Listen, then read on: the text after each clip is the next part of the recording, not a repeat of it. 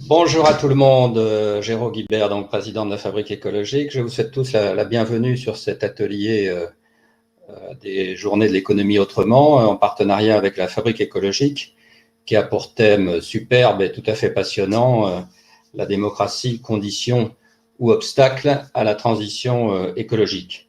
Alors, quelques précisions sur l'organisation de notre atelier. D'abord, évidemment, on est tout à fait désolé, la Fabrique écologique, ça fait maintenant 3 ans qu'il est partenaire des Journées de l'économie autrement, et c'est vrai qu'on a l'habitude d'ateliers extrêmement participatifs, et là, évidemment, par ce format virtuel, on est un peu désolé, mais c'était inévitable d'avoir un certain nombre de contraintes pour que s'instaure un vrai débat autour de ces questions. Et là, donc, le débat aura lieu de la manière suivante. Vous aurez un certain nombre d'interventions sur le diagnostic et sur les propositions, et vous pourrez poser des questions dans la rubrique questions, et à chaque étape de notre discussion, je reprendrai certaines de vos questions que je poserai aux intervenants. Vous avez par ailleurs une rubrique sondage que vous pouvez tout à fait afficher, et nous vous proposons 2 sondages qui vont durer pendant tout le long de l'émission, et on pourra regarder le résultat à la fin de l'émission. La première question qui est posée est la question suivante. Considérez-vous que pour le développement des conventions citoyennes locales pour le climat, avec des citoyens tirés au sort, ces conventions doivent avoir un pouvoir direct des décisions par rapport à celui des élus locaux? C'est un sujet de pleine actualité, puisque vous savez que les conventions locales pour le climat se développent dans plusieurs endroits. Deuxième question qui est évidemment totalement d'actualité, plus maintenant de un temps non négligeable. Considérez-vous que le plafonnement rigoureux du nombre par an de voyages individuels en avion, par exemple 1 par an, constitue une atteinte aux libertés? Voilà, question qui nous a paru intéressante, sur laquelle vous puissiez vous exprimer et voter. Voilà, avant de commencer, je voudrais rendre un hommage et avoir une pensée pour Philippe Frémaux, l'organisateur, l'inspirateur de ces Journées de l'économie autrement. Nous avions à la Fabrique écologique et moi-même des relations très étroites et très amicales avec Philippe. Et en ce début de conférence, je voudrais, en notre nom à tous, je pense, adresser une pensée à la famille de Philippe et à ses proches, dès lors qu'il a joué un rôle absolument majeur, encore une fois, dans ces Journées d'économie autrement et dans bien d'autres choses. Je voudrais indiquer aussi que l'organisation du débat est à partir, comme nous le faisons à la Fabrique écologique, à partir d'une note qui a été préparée par un groupe de travail dont vous avez un certain nombre de représentants d'ailleurs qui vont intervenir, et qui a été présidée par Éric Vidalinck. Je remercie beaucoup évidemment Éric et l'ensemble du groupe sur le travail qui a été accompli. Je vous rappelle notre méthode. Cette note est une note qui ouvre des débats. Nous avons déjà mené plusieurs débats dans différents cercles autour de cette note. Et dans cette phase de co-construction citoyenne, vous pouvez très bien, sur le site de la Fabrique écologique, apporter votre pierre au débat, votre volonté d'apporter des amendements, des corrections, des suppressions, ou d'indiquer votre opinion autour de cette note. Et une version définitive de la note devrait être publiée maintenant assez rapidement, sans doute à la fin de l'année ou au début de l'année prochaine. Voilà donc quelques éléments autour de cette note. Et donc, c'est à partir de cette note, qui est sur le site de la Fabrique écologique, que nous allons discuter. Alors, un mot simplement d'introduction, et puis je passerai la parole évidemment à Éric pour qu'il présente très très rapidement le travail effectué. Pourquoi est-ce que ce sujet est absolument majeur? Ce sujet a en fait trois composantes importantes. La première composante, c'est évidemment la forme du régime politique, avec 2 notations qui me paraissent absolument évidentes, mais que je rappelle à quel point aujourd'hui les régimes populistes, autoritaires, sont des régimes anti-écologiques. C'est quand même une première chose absolument frappante, la conjugaison de ces 2 catégories. Ça, c'est évidemment le premier point. Et à l'inverse, je dirais, la volonté, les raisonnements d'un certain nombre de responsables ou d'un certain nombre d'intellectuels sur cette idée que la démocratie, parce qu'elle est court-termiste, parce qu'elle ne prend pas en compte suffisamment, en particulier les aspects scientifiques, ne serait pas tout à fait adaptée en termes de régime politique à la transition écologique. Donc ça, c'est un premier niveau de question. Deuxième niveau de question, c'est la question écologique par rapport aux libertés, et donc par rapport à la démocratie en tant que liberté. évidemment avec l'équilibre à trouver ou la dynamique à trouver entre, d'une part, des normes comportementales qui peuvent être mal vécues comme attentatoires aux libertés, qui en même temps sont certainement indispensables à la transition écologique, et à l'inverse, la nécessité que la transition écologique soit aussi une transition où se multiplient des initiatives et qui font avancer cette transition. Enfin, la question de la transition écologique et la démocratie pose le problème des formes démocratiques adaptées. On voit bien que les exigences de temps long et d'enjeux planétaires exigent aujourd'hui de nouvelles formes démocratiques. Il y a eu la Convention citoyenne pour le climat. Il y en a beaucoup d'autres possibles. Et donc, je pense que c'est tout à fait intéressant d'aborder ce sujet aussi pour voir un peu quelles seraient les nouvelles formes démocratiques d'aujourd'hui et de demain pour aborder la transition écologique. Voilà, et donc je passe la parole tout de suite à Eric pour qu'il présente rapidement le diagnostic sur la réflexion et le travail conduit. Ensuite, vous aurez deux interventions toujours sur ce diagnostic de membres du groupe de travail, et puis les réactions de deux de nos grands témoins, et puis ensuite je prendrai les premières questions. Eric, donc à toi la parole pour ce premier temps du débat. Merci Zéro, bonjour à tous. Je fais juste une courte introduction en fait pour vous dire un petit peu comment on a travaillé avec les membres du groupe de travail. Donc aujourd'hui, vous avez Irénée qui est là et Emeline qui font partie du groupe de travail. Il y avait aussi Évident qui nous rejoindra plus tard qui était là. En fait, à l'invitation de Géraud, donc on a lancé cette réflexion il y a maintenant 18 mois, un peu plus, parce qu'on commençait à voir dans l'espace médiatique pas mal de propositions qui émanent de scientifiques, personnalités reconnues, mais par exemple Meadows qui dit « Je crains que ce soit compliqué d'opérer la transition écologique en respectant les principes démocratiques ». Donc ça, c'était un peu le point de départ, c'est-à-dire prendre ces propositions-là au sérieux et de regarder qu'est-ce que ça veut dire. Donc on a avancé avec des auditions de plusieurs experts, à la fois des pathologues, des politologues, des spécialistes de machine.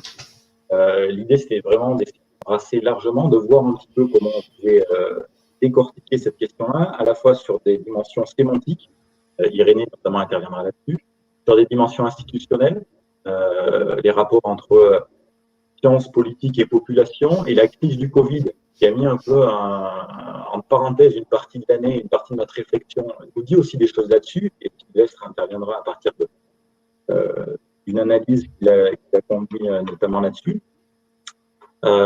Et donc voilà, ce travail, il est presque finalisé. Aujourd'hui, on met une partie de nos réflexions au débat. La note est plus complète que ce qu'on va vous dire jusque-là, et on va l'enrichir, notamment à partir des enseignements issus de la crise Covid.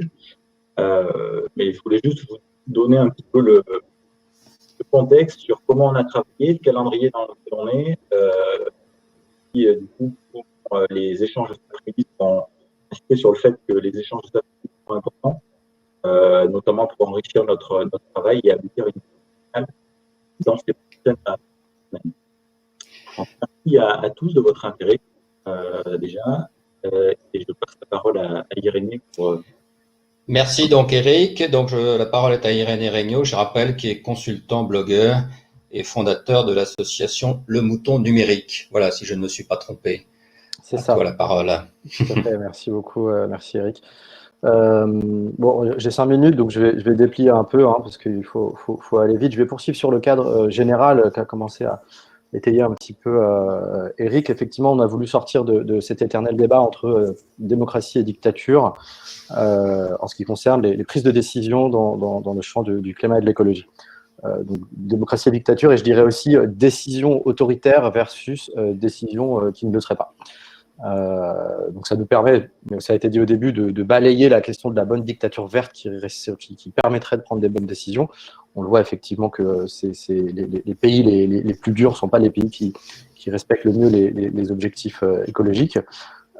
Et aussi creuser la question des libertés qui a traversé tout notre propos, d'expliquer que la démocratie, c'est quoi? C'est pas juste un mot, c'est aussi un processus de décision qui repose sur un certain nombre de libertés et de contraintes qu'on se fixe en commun. Comme on dit, il n'y a pas de liberté sans contrainte, donc ça nous a permis aussi de creuser les modes de décision qui permettent de de se contraindre en commun. Aujourd'hui, on porte une ceinture de sécurité, on sait pourquoi. Ce n'est pas vécu comme une contrainte parce qu'on voit bien l'intérêt collectif. Ce travail, il a aussi permis de passer outre les dichotomies un petit peu simplistes qu'on fait entre ce qui est de l'ordre du démocratique et ce qui ne l'est pas, dans le sens où il y a beaucoup de formes de démocratie, déjà beaucoup de formes j'allais dire de démocratie participative, de démocratie directe, indirecte, de schémas institutionnels qui peuvent s'appeler démocratie, tout comme il y a beaucoup de formes d'autoritarisme très différents. Et par ailleurs, il y a aussi des caractéristiques démocratiques dans des schémas autoritaires ou dans des schémas qui ne sont pas spécifiquement démocratiques, par exemple les schémas féodaux, et aussi des caractéristiques autoritaires dans des régimes démocratiques. Donc en l'occurrence, on le voit très bien en France aujourd'hui, avec des lois liberticides qui sont a priori antidémocratiques, pourtant, comme on dit, on est bien en démocratie. Schémas autoritaires qui sont d'autant plus gênants que la plupart des nouveaux formats démocratiques qui émergent se font aussi sous la pression de groupes de citoyens. Donc, je pense aux Gilets jaunes qui donnent lieu, entre guillemets, à la Convention citoyenne sur le climat. Je pense à Extinction Rebellion au UK qui donne lieu à la Climate Assembly, l'Assemblée sur le climat un peu de la même manière. C'est parce que ces mouvements se radicalisent d'une certaine manière que se crée quelque chose au-dessus. Donc, si on les éteint, si on les tarit, la question c'est qu'est-ce qui reste pour faire bouger les lignes et les normes.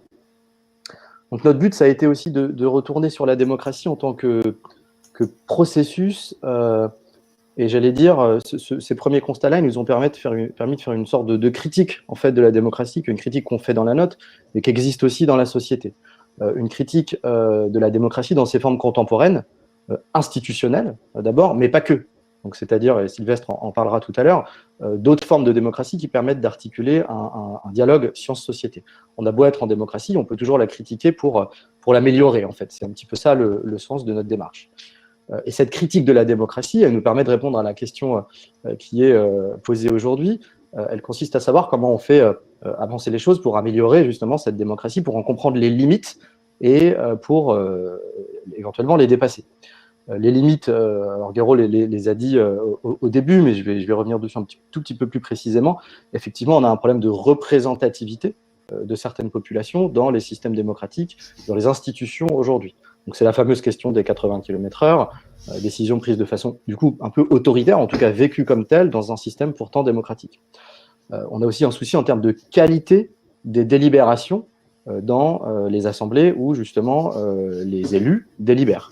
En l'occurrence, qualité de délibération qui est déficiente sur des sujets scientifiques qui sont complexes et où on a besoin justement d'une expertise très très forte qui appelle justement des connaissances scientifiques et du temps.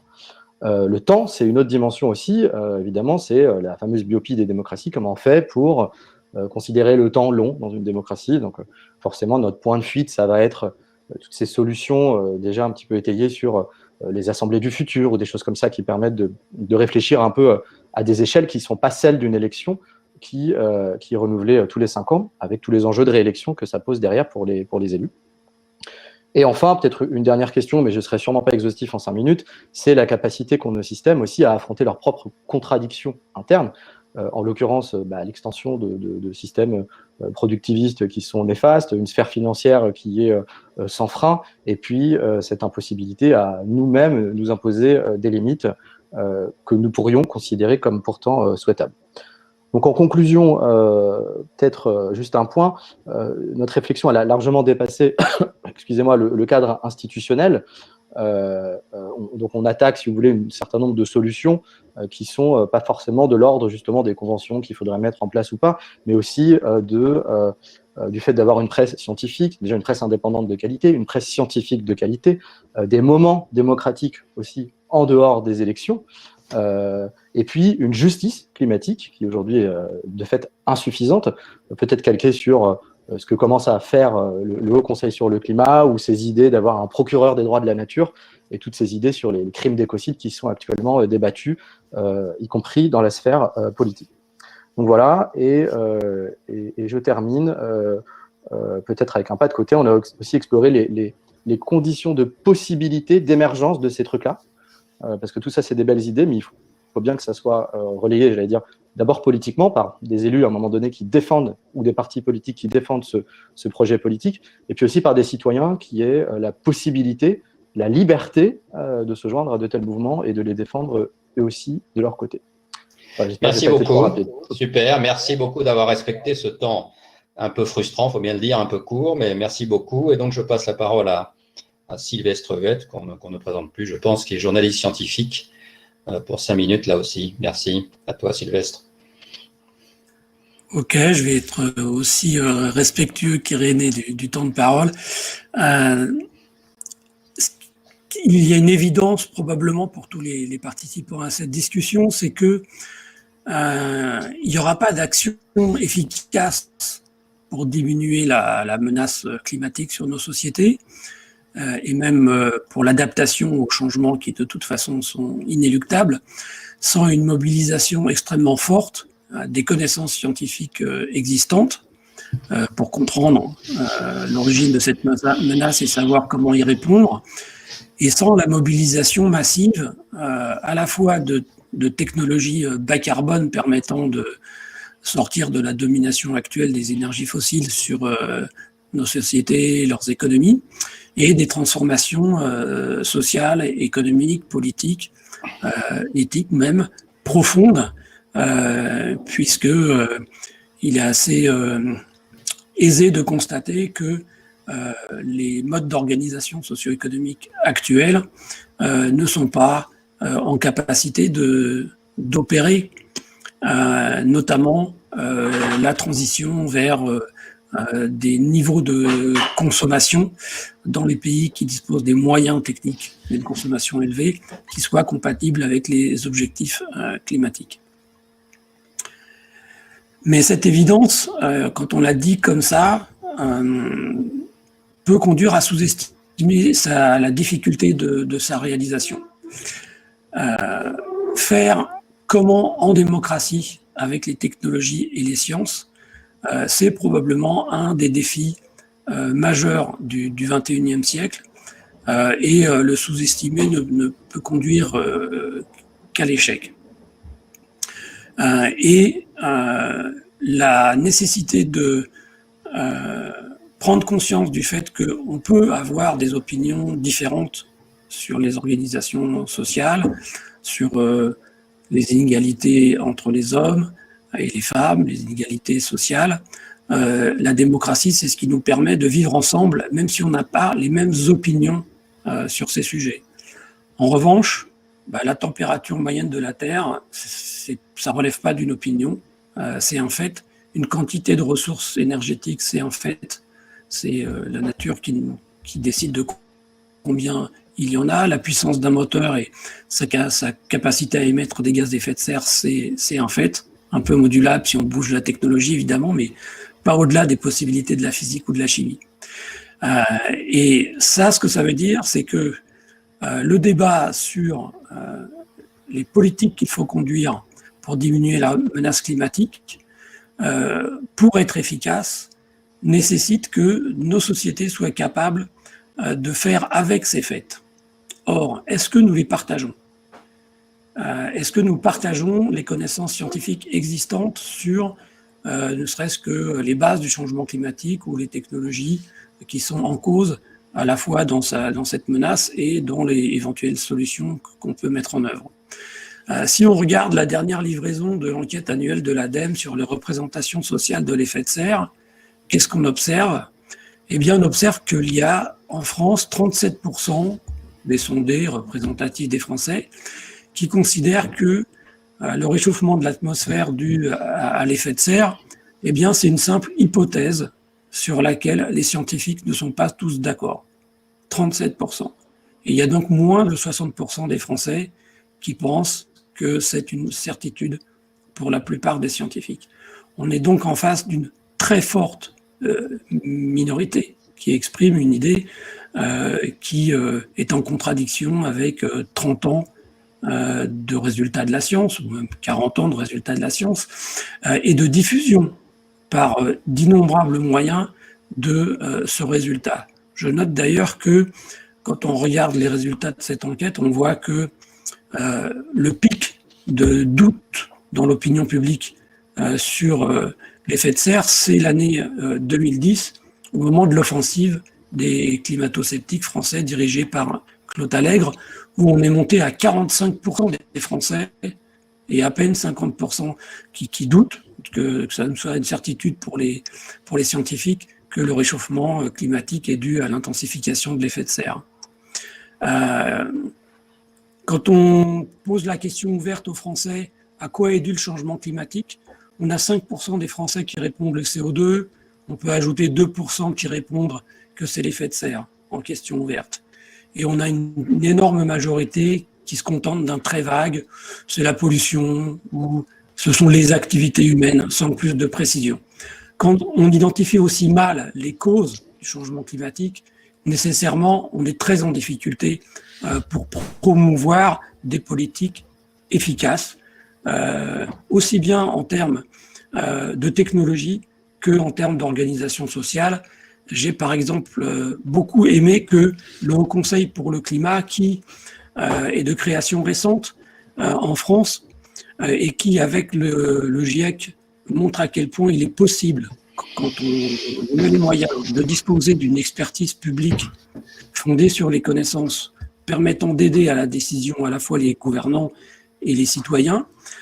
J'ai bien aimé que les rapports du Haut Conseil pour le climat mettent pratiquement à égalité en termes de présentation la nécessité de réformes sociales allant vers la justice climatique ou de réformes politiques, comme par exemple la nécessité d'obliger les gouvernants et l'Assemblée nationale de vérifier la compatibilité des budgets et des lois avec les promesses que notre pays a fait en termes d'émissions de gaz à effet de serre. Donc, le fait que ces réformes à caractère social et politique, qui sont fondées sur une connaissance de sciences sociales, sont d'une importance au moins aussi grande que celles qui sont liées à la physique du climat ou à la technologie qu'on peut utiliser pour subvenir à nos besoins. Donc, il n'y aura pas de démocratie capable d'affronter la menace climatique si on n'a pas des démocraties capables de faire des progrès énormes, vraiment énormes, relativement à la situation actuelle, même dans les pays les plus développés et les plus démocratiques qui soient, ce qui ne veut pas dire du tout qu'on est à l'optimum, des progrès dans la capacité des sociétés à utiliser les connaissances existantes, les connaissances scientifiques existantes, tant pour identifier les causes de la menace climatique que pour mobiliser les ressources technologiques et aussi les réformes sociales et économiques qui sont indispensables pour y faire face. Merci. Merci beaucoup, Sylvestre. Et merci d'avoir respecté là aussi cette durée de temps. Donc voilà sur les quelques éléments du diagnostic. Il y a beaucoup d'autres choses évidemment dans la note, vous le savez bien. Et donc je vais passer la parole à nos deux grands témoins, leur information de leur présence. Et d'abord à Manon Aubry, qu'on ne présente plus elle non plus, qui est députée européenne. Merci Jérôme, merci à tous. J'ai le droit aussi de me présenter. Je suis aussi une simple citoyenne engagée, comme vous tous. Non, c'est un débat qui est super intéressant parce que on sent en tout cas que à mesure que la conscientisation sur les questions écologiques progresse, les arguments en face se tournent vers l'aspect démocratique. En fait, faute d'avoir des arguments de fond, maintenant les arguments qu'on nous avance, c'est en gros on est des Khmers verts, c'est un truc assez classique qu'on a quand on fait des propositions ambitieuses en matière écologique. Et c'est un débat d'autant plus intéressant que en plus la gauche a fait une trajectoire aussi, et je pense qu'il faut qu'on apprenne à parler des libertés de manière différente, eu égard à l'urgence écologique. Et du coup, c'est pour ça que je pense que c'est le contrat démocratique est le pendant indispensable à une forme de révolution écologique, et que il faut pas opposer liberté et écologie comme tentent de le faire certains, mais au contraire, les deux vont ensemble, et je pense au moins pour deux raisons. D'abord parce que la démocratie est une forme de contrat social où on abandonne une part de notre liberté pour appartenir à un collectif qui s'impose une contrainte. Et donc, de ce point de vue-là, il y a une légitimité qui est une légitimité démocratique. En gros, quand on décide collectivement d'interdire le vol, bah oui, forcément, on contraint nos libertés, on ne peut plus aller voler dans les magasins, mais on l'a décidé collectivement, ce d'autant plus que la contrainte, elle n'est jamais absolue, en théorie, parce qu'en ce moment, on peut se poser des questions, mais en théorie, la contrainte n'est jamais absolue et qu'elle peut être contestée devant des institutions et des cadres qui sont les garants de cette contrainte. Et c'est pour ça que je pense que l'écologie politique, dans un cadre de démocratie républicaine, est une condition de son succès. Et la deuxième chose, c'est que pour moi, défendre l'écologie, c'est en fait défendre les libertés. Parce que en réalité, le changement climatique, c'est une perte de liberté. Quand on a des ressources qui se raréfient, quand on a des conflits qui se multiplient, ou des terres qui s'appauvrissent, y compris en rendant plus difficile la souveraineté alimentaire, quand on a des catastrophes naturelles qui se multiplient, des millions de gens, des millions de réfugiés climatiques qui sont jetés sur les routes du monde, des milliers de victimes de pollution atmosphérique, en réalité, c'est une contrainte imposée à nos libertés. Et donc, le combat écologique est un combat, je pense, pour préserver les libertés, y compris sur le long terme. Je vous dis tout ça parce que pour moi, c'est un préalable important à expliquer pourquoi la liberté est un outil, une condition et une finalité du combat écologique. Et je ne veux pas être trop longue en intro. L'autre truc que je veux dire, c'est comment, en fait, on a construit nos sociétés dans le sens de la liberté, c'est l'abondance, y compris l'abondance de la production. Et que ça, il faut battre en brèche cette définition de la liberté-là, qui, à mon sens, est fausse, mais qui est véhiculée. On voit Bruno Le Maire, la liberté, pour lui, c'est conduire une voiture, quoi. Et c'est la production de voitures. Mais en réalité, pour moi, le progrès, c'est pas que l'avancée technologique, la production, la croissance, mais c'est aussi une forme de bien-être. Et que la question qu'on doit se poser, c'est pas est-ce que ce qu'on produit est juste faisable ou est-ce qu'il faut produire davantage, mais est-ce que c'est souhaitable? Quelles sont les conséquences écologiques? En gros, est-ce qu'on a besoin d'une meilleure qualité pour regarder nos séries Netflix ou d'une meilleure qualité de passer de la 4G à la 5G? Est-ce que c'est ça notre priorité? Et d'où la nécessité du besoin démocratique. Et c'est là le lien avec la démocratie parce que c'est le rapport avec nos besoins. De quoi avons-nous besoin? Et est-ce que c'est la vision du progrès qui nous a proposé ces dernières années? Et donc, pour moi, on peut réconcilier tout ça dans une définition du bien-être qui garantit à la fois un cadre démocratique, comme je l'ai expliqué au début, et qui, dans un deuxième temps, fait des propositions sur le fond qui allient ça. Parce que là, vous avez parlé beaucoup de méthodes, comment associer les citoyens, mais il y a aussi des propositions de fond portées, je pense, et je terminerai là-dessus, à la réduction du temps de travail, qui pour moi est un outil à la fois écologique, à la fois démocratique, à la fois défense des libertés, parce que la liberté, c'est pas que de produire, mais c'est d'avoir du temps pour soi. C'est avoir du temps aussi pour avoir moins du tout cuit en bouche et avoir plus de temps de se faire à manger, d'aller voir des producteurs locaux, etc. Et que tout ça, une de manières de le passer, c'est la réduction du temps de travail. Après, on pourra revenir sur les autres outils démocratiques, notamment au sein des entreprises. Mais je trouve ça important de voir comment on peut concilier à la fois la méthode et la finalité de ce qu'on propose. Et je m'arrête là. J'espère que je n'ai pas de questions. Merci, c'est gentil aussi d'avoir respecté le temps de parole. Merci beaucoup. Et donc, je passe la parole à un deuxième grand témoin, qui est Paul-Jean Coutinx. Je ne sais pas d'ailleurs si on dit Coutin ou Coutinx, mais je prononce le X, peut-être que je me trompe, et qui est responsable de projets dans les énergies renouvelables. Et je lui passe la parole là aussi pour 5 minutes. Bonjour à tout le monde. Le X se prononce en effet. Moi, le prisme duquel je parle, c'est le monde des énergies renouvelables et en particulier celui des énergies renouvelables dites participatives. Alors, un mot sur l'organisation qui me porte. Je fais partie d'une organisation qui s'appelle Copawatt, qui aide à l'émergence et au changement d'échelle de ces dynamiques-là, principalement en Auvergne-Rhône-Alpes et en Bourgogne-Franche-Comté.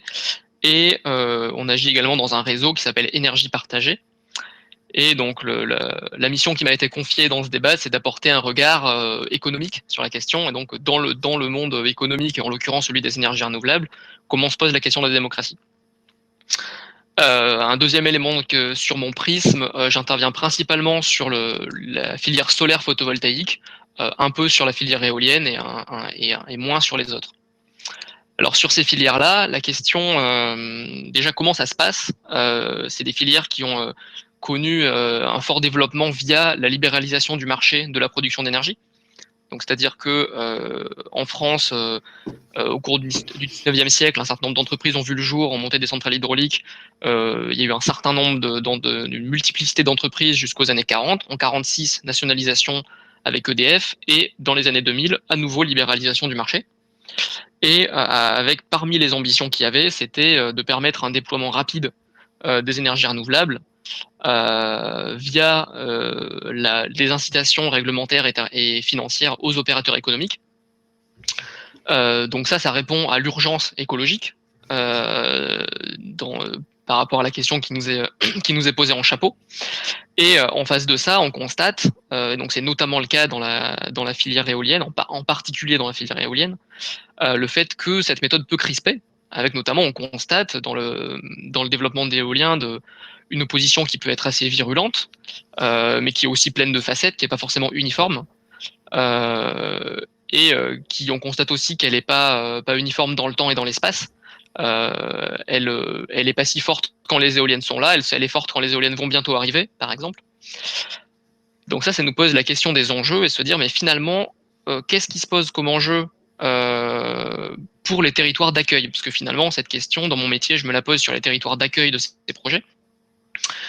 Et avec un constat premier qui est que ces dynamiques-là viennent généralement d'en haut. C'est-à-dire, voilà, il y a une politique européenne qui se décline en politique nationale avec des opérateurs économiques nationaux, voire internationaux, qui les mettent en œuvre.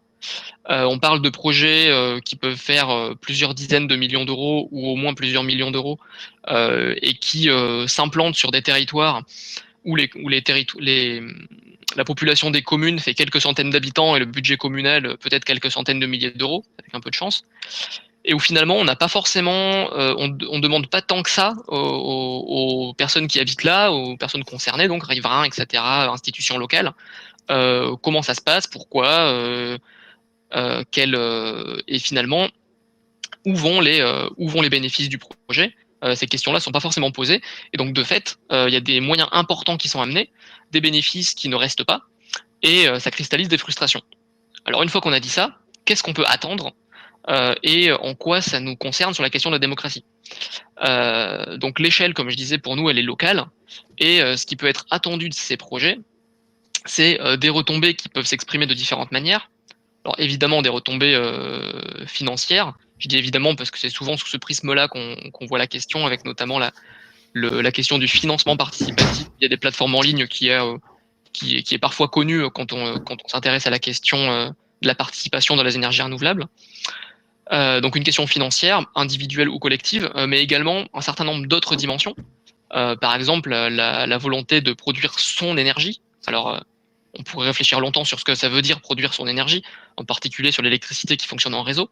Mais en tout cas, ça parle d'une question d'appropriation, à la fois à l'échelle individuelle et à l'échelle collective d'un territoire.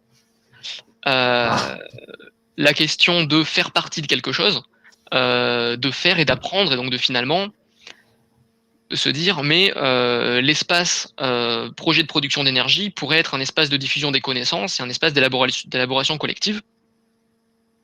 Donc pour donner un exemple en guise d'introduction, il y a également une autre dimension qui est celle de la résilience là-dedans.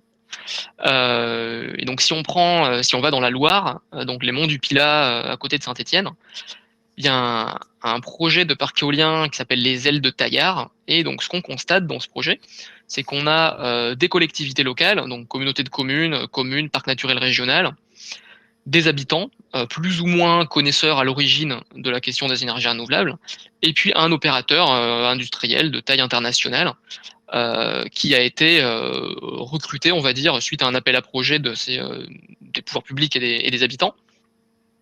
Et donc ces gens-là sont en train de porter un projet ensemble depuis 8 ou 9 ans. Et donc aujourd'hui, ce qu'on constate, c'est qu'il y a eu un certain nombre de changements qui sont intervenus. Alors oui, pour la parenthèse, 8 ou 9 ans dans le développement éolien, c'est un peu long, mais c'est normal. Hein. On parle d'échelles de temps assez longues. Et donc on a constaté des changements à la fois de rachat potentiellement de l'opérateur économique qui a été racheté 2 fois au fur et à mesure du développement du projet, parce que le monde économique, c'est aussi beaucoup de mouvements. des contraintes fortes, donc notamment un blocage concernant l'armée de l'air a bloqué le projet pendant plusieurs années. Les élections ont fait changer également les élus qui étaient impliqués dans le portage du projet. Et donc ce qu'on constate au bout de ce temps-là, c'est que finalement ce projet tient toujours debout et que ces différentes contraintes et du coup les changements de volonté des acteurs qui ont pu avoir lieu n'ont pas empêché le projet de se poursuivre avec toujours sa dynamique collective dans lequel en fait tout se tient. Donc ce qui est intéressant là-dedans, c'est que l'outil démocratique, il permet que dans le temps long, le projet économique précis de développer un parc éolien à cet endroit-là se tient parce que malgré les contraintes, à un moment donné, c'est tel acteur qui va se mobiliser pour répondre à la contrainte X, et à un autre moment, c'est un autre qui va se mobiliser par rapport à une autre contrainte.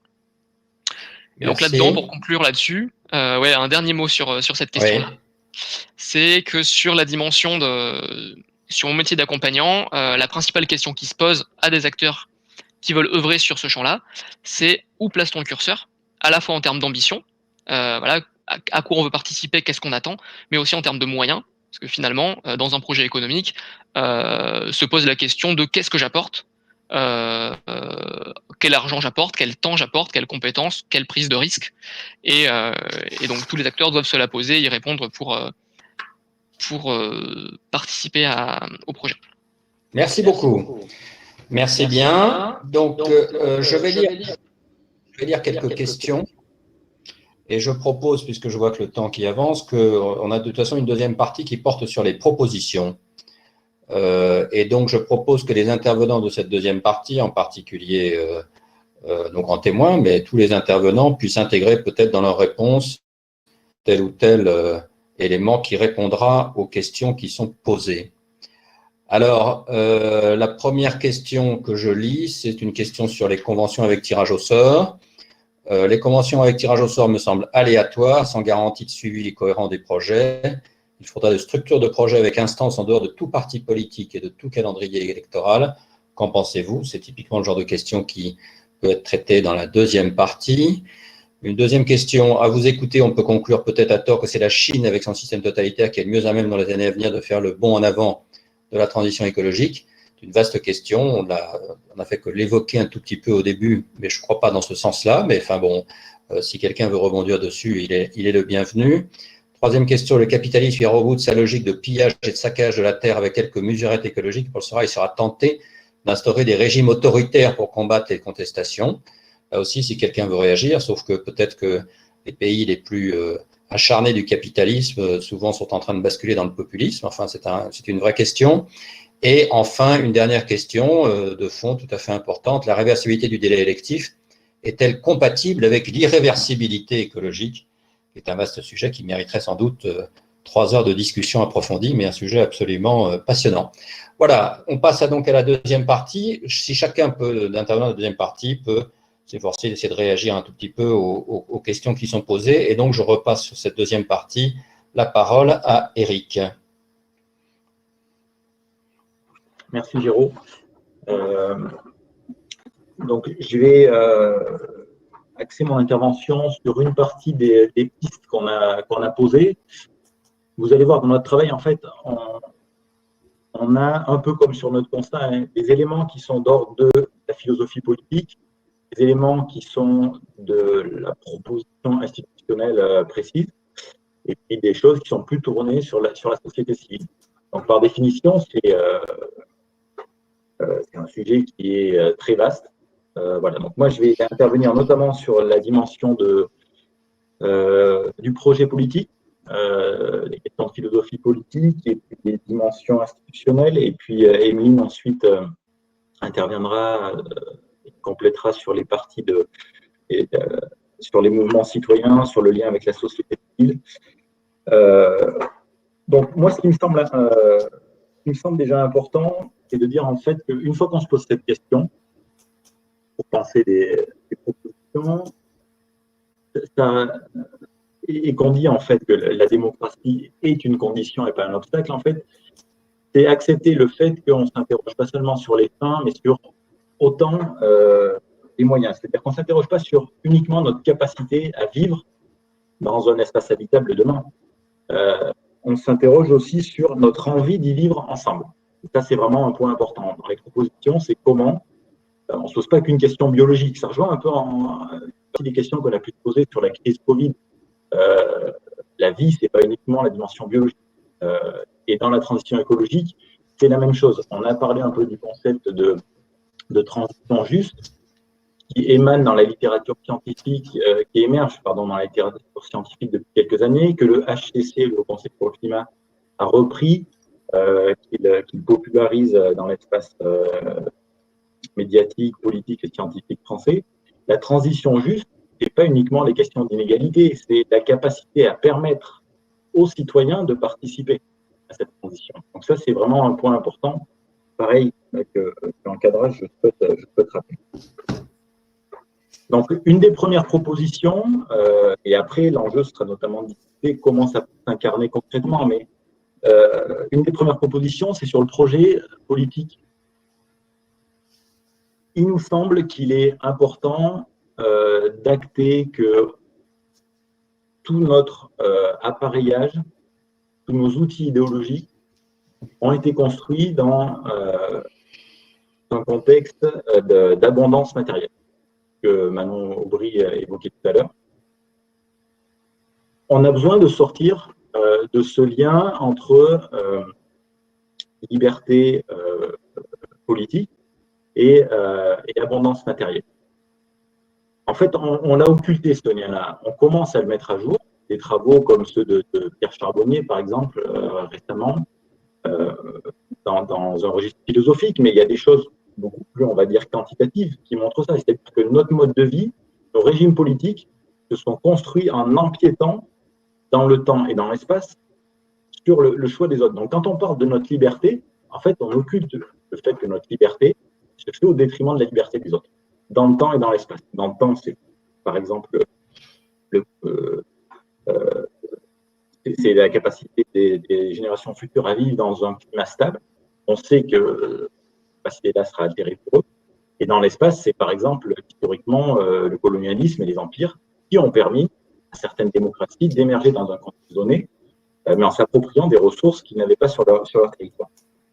Acter de ça, ça nous semble important. Il y a tout un travail de mise en visibilité. Quand Sylvestre, tout à l'heure, évoque des choses aussi concrètes que les budgets climatiques, quelque part, c'est ça, c'est montrer à un moment que derrière des propositions et des projets politiques, il y a une dimension matérielle et quand on en est uniquement au tout début. Donc, il y a à la fois des choses d'ordre philosophique, politique, et ça peut se traduire de manière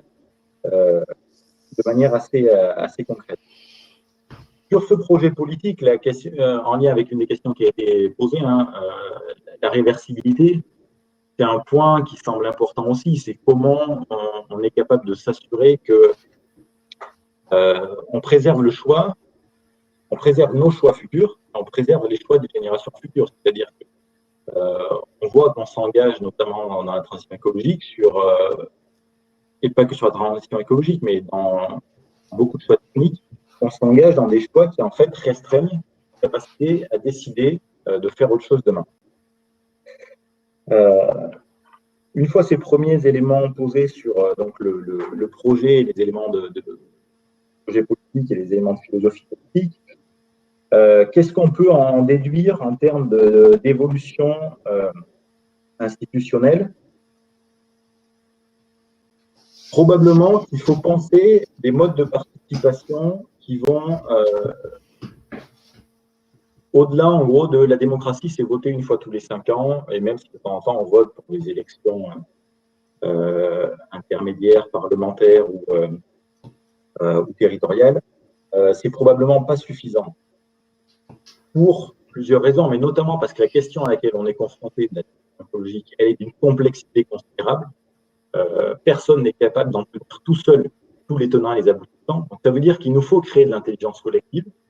Et pour ça, il faut, dans les entreprises, permettre aux salariés de mieux participer aux décisions. Dans les territoires, permettre aux habitants et aux citoyens de mieux participer à l'élaboration des politiques publiques. Parce que cette complexité, elle est nouvelle. C'est vraiment un fait nouveau. C'est-à-dire que, comme Sylvestre le disait pas forcément là, mais il a écrit, on n'est plus au temps de Diderot. C'est-à-dire qu'on ne peut pas avoir quelques grands intellectuels qui rassemblent l'ensemble de nos connaissances et qui maîtrisent l'ensemble de nos connaissances.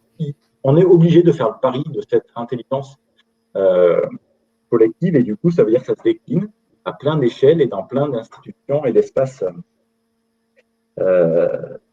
différents. Et parmi les modes de déclinaison un peu récents qu'on voit en France et ailleurs, les deux que l'on cite et qui nous semblent assez prometteurs, c'est notamment le Haut Conseil pour le climat, qui représente, qui incarne un peu ce qui nous semble intéressant à faire pour la médiation entre l'espace scientifique, l'espace politique, la société civile, parce que c'est des sujets complexes et qu'on a besoin de scientifiques qui vulgarisent pour la société, pour les politiques. On a besoin d'autorités indépendantes comme celle-ci. Et comme on l'a dit, on a besoin de toute façon d'intégrer la connaissance, l'expertise citoyenne.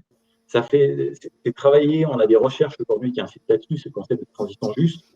Donc, des dispositifs comme la Convention citoyenne pour le climat, et je terminerai là-dessus avant de passer la parole à Émile, sont extrêmement intéressants parce que ça émerge pas de nulle part, ça émerge, comme l'a dit Irénée, de mouvements comme les Gilets jaunes. C'est une des propositions et des réponses à ces mouvements-là. Et pourquoi c'est intéressant? Parce que ça fait partie on va dire, des correctifs au dysfonctionnement qu'on a énoncé. C'est-à-dire qu'on voit qu'aujourd'hui, on a un problème de représentativité. Donc, comment on intègre mieux ces questions-là? Le fait que, par exemple, au Parlement, il n'y ait plus d'ouvriers et d'employés, est-ce que ça veut dire qu'ils fonctionneraient mieux? En tout cas, ils ne sont pas là. Donc, ça veut dire que ces catégories socio-professionnelles-là sont mal représentées. Et donc, penser des dispositifs qui permettent de mieux représenter l'ensemble de la société, ça nous semble particulièrement important. Et je vais m'en arrêter là. Je pense que j'ai peut-être même été un petit peu long. Je passe la parole à Émile. Merci beaucoup, Eric. C'est toujours très passionnant ce que tu racontes, donc tu n'as pas été trop long, pas de problème. Alors, je passe la parole donc à Émilie Baudet, qui est chargée de recherche à l'AFD. À toi, Émilie. Oui, merci beaucoup. Donc, bonjour à toutes et à tous. Donc vraiment, je vais continuer sur ce que disait Eric pour les questions de participation. Donc, comme Eric le disait, la démocratie, c'est pas juste voter une fois tous les 2, 3, 4, 5 ans. C'est vraiment exercer finalement une forme de pression, ou en tout cas une forme, voilà, montrer qu'on peut manifester son opinion régulièrement à travers différentes instances de participation ou de délibération. Et justement, ces instances, en fait, peuvent être renouvelées, réactualisées par les enjeux écologiques. Donc en fait, la question qui se pose aujourd'hui, on pourrait évaluer un petit peu la température démocratique de nos sociétés, c'est aussi de montrer quelle est leur capacité à appréhender tous ces enjeux scientifiques, ces enjeux écologiques, en les revitalisant et et comment on fait pour les maintenir actuels, et comment on fait pour les faire vivre dans la société, pour reprendre les enjeux et les besoins vraiment de formation qu'évoquait Sylvestre. Et du coup, en fait, les débats finalement et les occasions de participation peuvent être très fréquents et émaner vraiment de corps sociaux et d'instances très très variés. Et je prendrai juste quelques exemples. Donc, on a vu que par les Gilets jaunes avait émergé donc l'idée d'un référendum d'initiative citoyenne.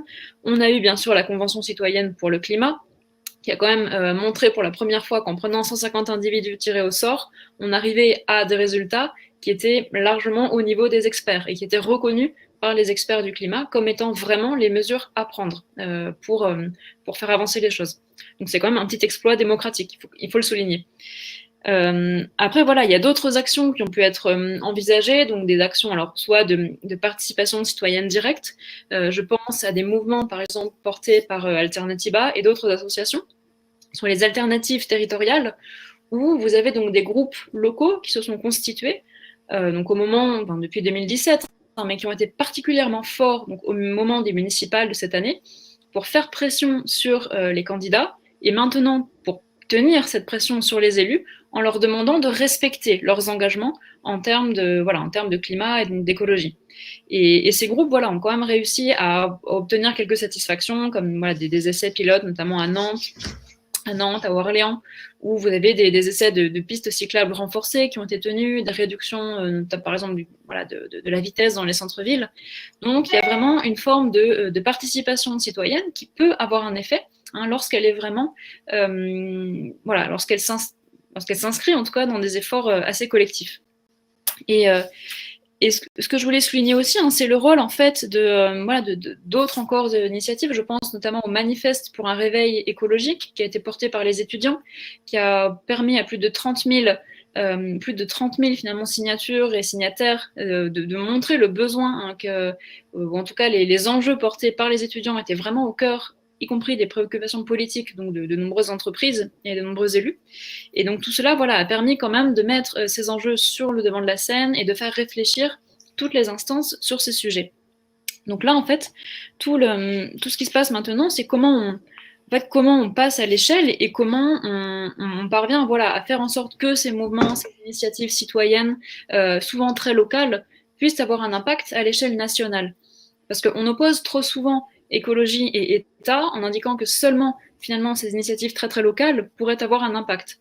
Or, non seulement l'État, quelque part, pourrait, ou en tout cas la démocratie, a besoin de l'écologie pour se réinventer et pour entrer dans un cercle vertueux, mais de la même manière, l'écologie a besoin de l'État.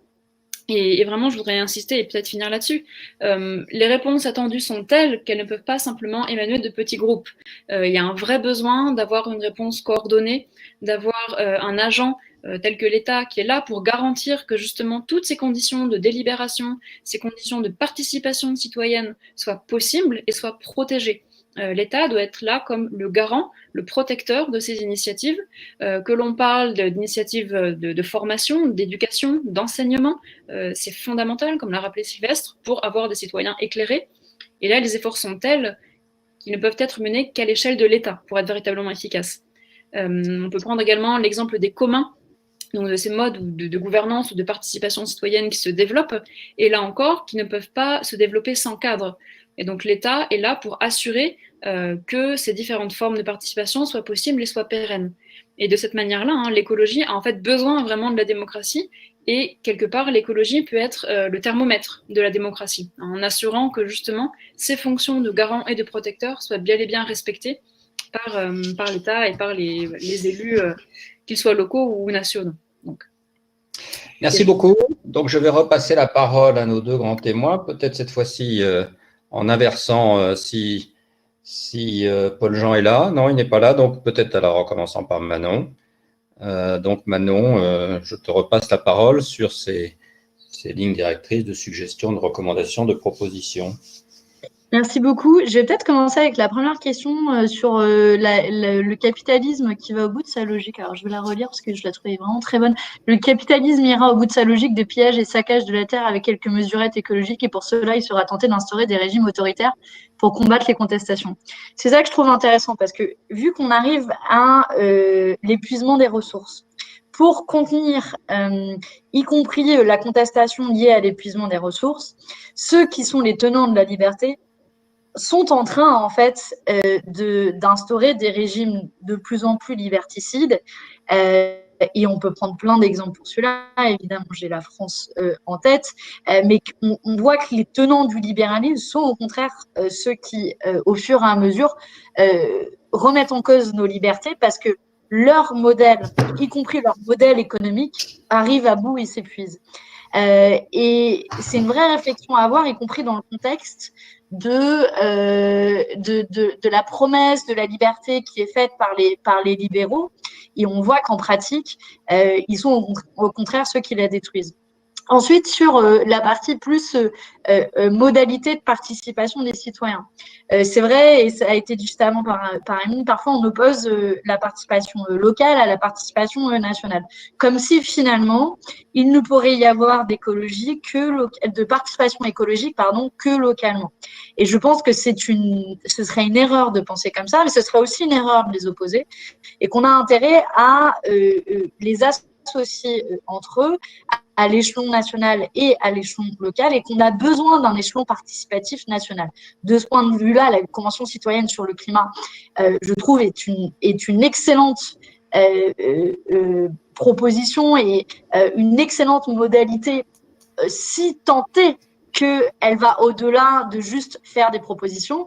Et ça arrive à une autre des questions qui étaient posées sur comment on s'assure en fait qu'il y ait une participation des citoyens et qu'elle ne tombe pas nulle part et qu'il y ait un suivi. On pourrait imaginer par exemple des modalités à la Convention citoyenne sur le climat, de reddition des comptes vis-à-vis du gouvernement à qui s'adressent ces propositions. On a vu là qu'avec les 150 propositions, le gouvernement s'assoit largement dessus, les citoyens sont désœuvrés. Par ailleurs, je les comprends dégoûtés d'avoir participé à un processus qui prend du temps, de l'énergie et qui, in fine, n'aboutit pas à des modifications substantielles. Et donc, on peut imaginer que leur rôle va au-delà de celui de la proposition et qui va du contrôle. Maintenant, on se pose la question de comment on articule leur rôle de tirer au sort avec des gens qui sont élus et donc qui ont une légitimité démocratique pour agir. Et donc, il faut penser cette relation entre eux, mais qui est d'autant plus indispensable qu'aujourd'hui, la démocratie, elle est dans une certaine mesure censitaire à partir du moment où, pour des élections législatives, il y a à peine plus d'un électeur sur deux qui se déplace dans les urnes. Et ce serait trop facile de dire, oui, ils participent, les gens ne vont pas voter, donc c'est leur faute, et donc du coup, tant pis s'ils y participent pas. Il faut réinventer notre démocratie, et je crois que l'écologie est une façon de réinventer la démocratie. Je réfléchis si j'avais noté d'autres trucs sur la discussion. Non, juste un dernier élément de proposition. Quand il s'agit de gouvernance, c'est aussi la gouvernance au sein des entreprises. Ça fait partie de vos travaux et de la note quand je l'ai lu. Nous, un truc qu'on défend au niveau européen, c'est une réforme de la gouvernance des entreprises avec évidemment davantage de place accordée aux salariés, mais pas que. Puis il y a aussi des associations qui ont un intérêt à agir, type associations environnementales, associations de consommateurs, qui peuvent aussi, eux, orienter la direction, y compris d'investissement des entreprises. C'est pas seulement des actionnaires qui ont un intérêt financier de court terme et qui est forcément pas forcément le même que celui d'associations ou de militants écologistes.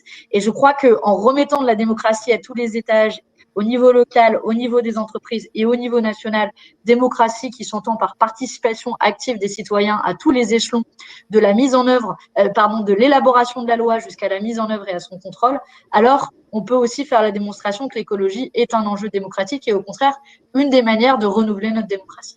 Et voilà, je m'arrête là. Merci beaucoup. Paul-Jean Coutinx. Oui, alors, je vais à nouveau prendre mon prisme des énergies renouvelables participatives pour répondre à cette question. Alors effectivement, là il y a les questions du tirage au sort, de l'autorité qui sont amenées comme pouvant être des réponses à l'urgence écologique et à une manière d'aboutir à des résultats.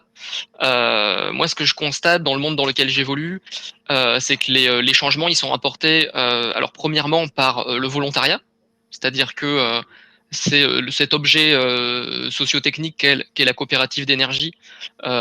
C'est d'abord un rassemblement de personnes volontaires, que ce soit les habitants, les élus ou encore les opérateurs.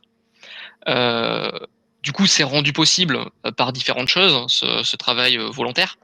Il est rendu possible par la connaissance de ce qui peut être fait, c'est-à-dire qu'à la fois les élus et plus généralement les collectivités, incluant les services de ces collectivités-là, ont besoin de savoir que c'est possible de s'impliquer dans un projet de grande taille et que c'est possible de travailler avec des citoyens pour faire de la production. Les opérateurs économiques ont besoin de savoir que c'est possible et que c'est pas le bazar quand on met des gens normaux et pas des professionnels autour de table d'un projet économique. Et les gens eux-mêmes ont besoin de croire que c'est possible de travailler avec des collectivités, de savoir que c'est possible de travailler avec des entreprises industrielles qui peuvent être considérées un peu comme le mal parfois. Et également donc le champ des possibles et de savoir que voilà, il y a des marges de manœuvre, il y a des méthodes. Donc ça c'est une modalité et pour permettre ces actions. Et une autre, au-delà du volontariat, c'est de travailler sur l'évolution du marché qui du coup est un peu national et un peu pas tout à fait national aussi. C'est-à-dire qu'en fait, il y a une régulation qui s'opère à la fois parce qu'on va inciter au niveau réglementaire, au niveau financier, le fait que pour porter un projet d'énergie renouvelable, il faut certaines conditions, en renforçant les logiques de concertation, mais aussi en fournissant tout simplement des bonus économiques ou une notation dans la manière dont se développent les projets sur proposition de l'État.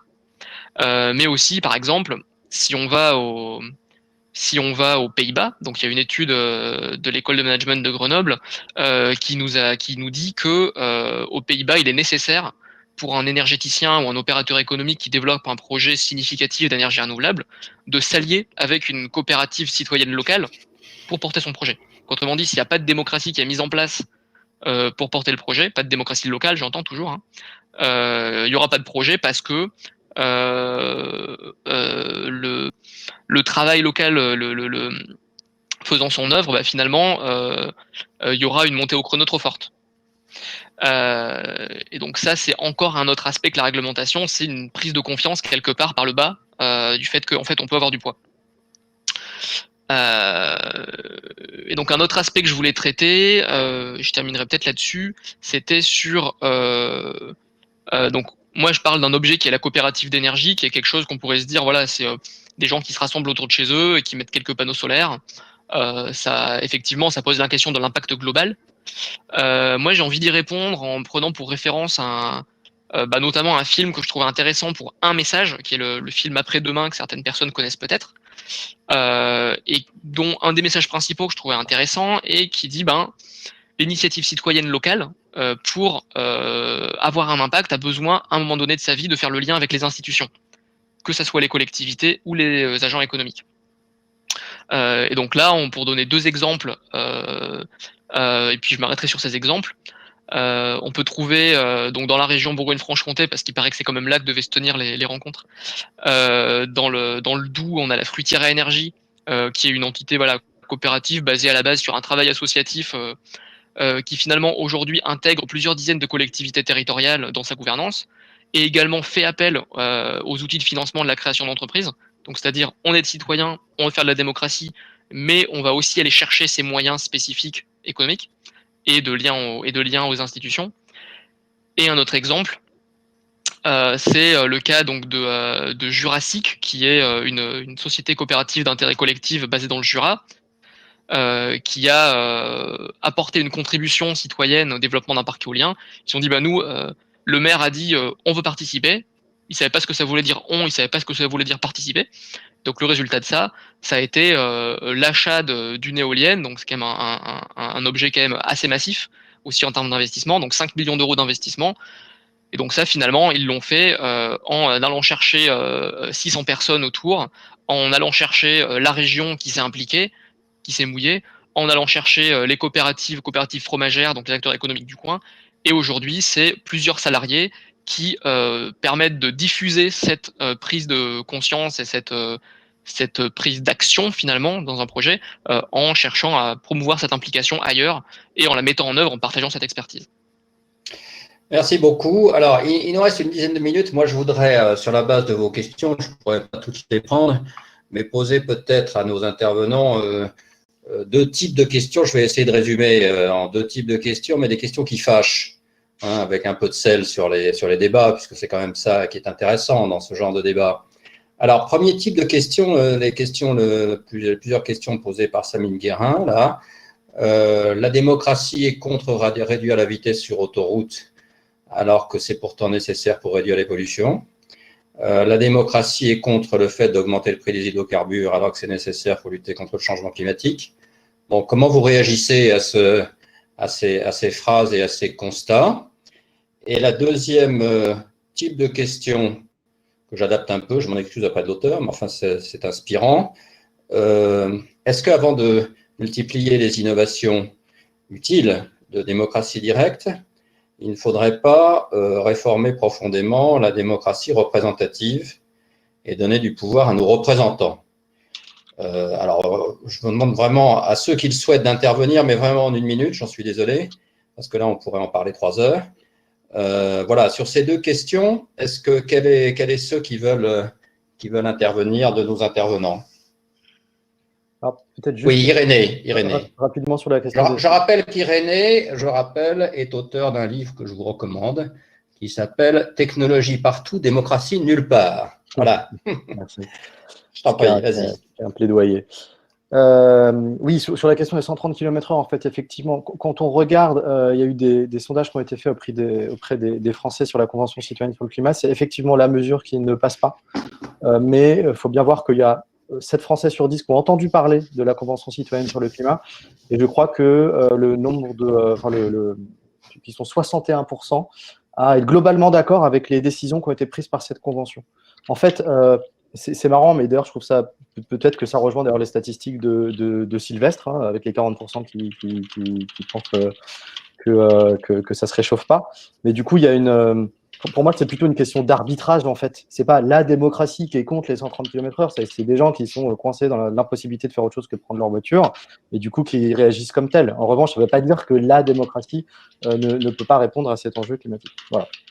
Merci. Alors, qui d'autre veut réagir sur ces questions? Oui, Sylvestre.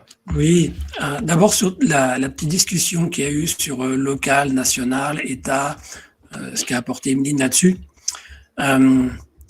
Il est absolument nécessaire de s'attaquer à, on peut dire la rénovation, mais je pense que ce n'est pas un bon mot. Il ne faut pas qu'on rénove la démocratie, il faut qu'on invente une démocratie qui soit capable d'affronter les défis du XXIe siècle, qui ne sont pas ceux du XXe. Et donc la répétition ou la simple rénovation, retour à une sorte de passé idéalisé, ne peut pas répondre à cette question, notamment dans la capacité de nos sociétés à utiliser les connaissances scientifiques et les technologies existantes et voire à développer celles dont nous avons besoin et qui n'existent pas encore. L'État et le supranational en Europe, par exemple l'Union européenne, c'est pas seulement une structure qui devrait être là pour garantir le fait que la citoyenneté soit effective au niveau local ou des choses comme ça. C'est tout simplement que ce sont des niveaux d'organisation de la société qui doivent prendre des décisions nécessaires pour diminuer la menace climatique. Je vais prendre 2-3 exemples hyper simples. Si vous voulez diminuer les vols court-courriers en Europe de manière à diminuer l'impact climatique des vols aériens, eh bien, il faut s'attacher notamment à faire fonctionner un réseau de transport ferroviaire alimenté par une électricité décarbonée entre les grandes régions européennes, les grandes métropoles européennes. C'est évident que le niveau d'organisation sociopolitique capable de mettre en place un tel réseau, c'est celui de l'Union européenne. Tout simplement comme quand on a mis en place des réseaux ferroviaires au niveau des territoires, quand on a démarré les chemins de fer, eh bien, c'est notamment les niveaux étatiques des États-nations qui ont organisé cela. Donc ça, c'est incontournable. Ça veut dire qu'il n'y aura pas de solution à la crise démocratique et notamment de la représentation par une sorte d'action par le bas qui, par une opération du Saint-Esprit, transformerait le niveau au-dessus. Non, il faut s'occuper du niveau au-dessus et il faut notamment s'occuper de sa capacité à intégrer les connaissances scientifiques et les technologies et à fonder des politiques sur ces connaissances. Quand vous regardez le rapport qu'il y a entre notre Assemblée nationale et ce qui se passe en sciences et en technologie, vous voyez bien que notre Assemblée nationale n'est pas en capacité de faire ce travail. Merci Sylvestre. D'autres veulent réagir, j'en suis sûr. Qu'est-ce qui veut Manon? Ouais, moi, je veux bien y aller pour dire une chose qui est, à mon sens, essentielle. L'argument qui consiste à dire les Français sont contre réduire la vitesse sur l'autoroute, sont contre la taxe sur les hydrocarbures, c'est faute d'alternative, en fait. Si demain, vous donnez des trajets de train réguliers plus rapides que la voiture, et si demain, vous avez des compensations pareil pour la taxe sur les hydrocarbures, et c'est pour ça qu'en fait le mouvement des Gilets jaunes est né. Et je crois qu'il faut qu'on arrête d'opposer fin du monde et fin du mois, et là c'est un bon exemple.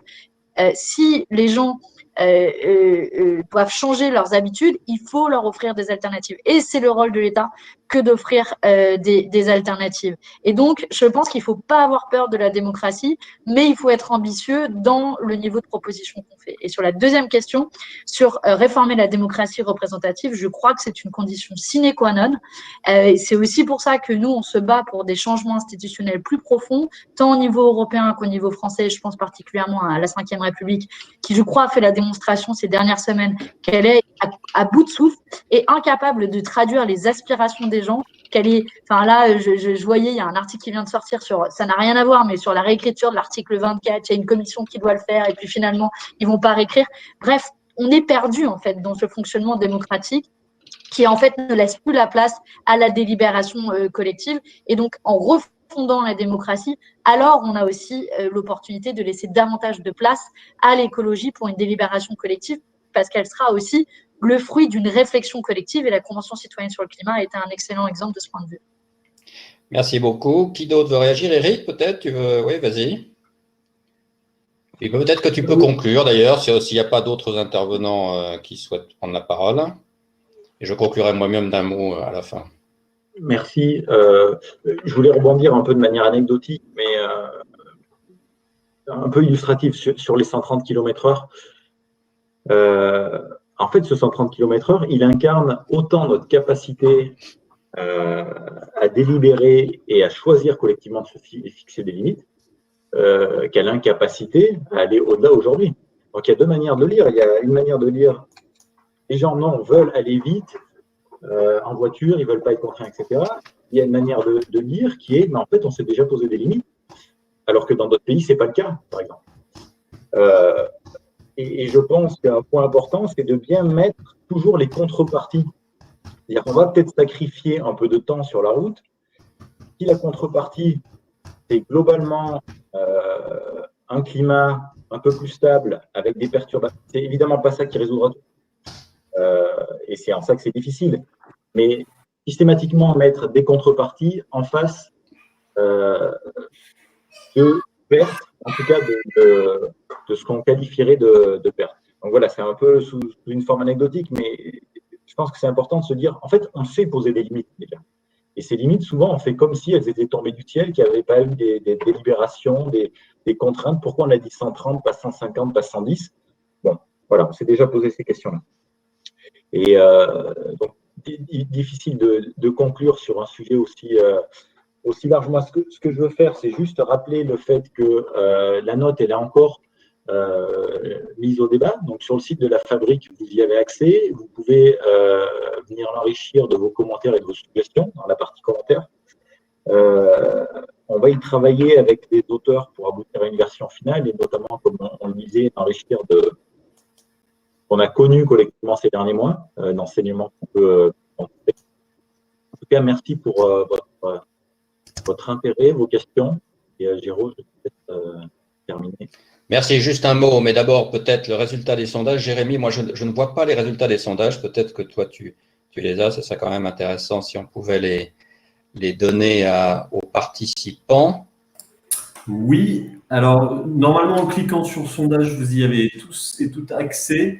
Et donc, à la question, considérez-vous que pour le développement des conventions citoyennes locales pour le climat, il faut que ces conventions aient un pouvoir direct de décision?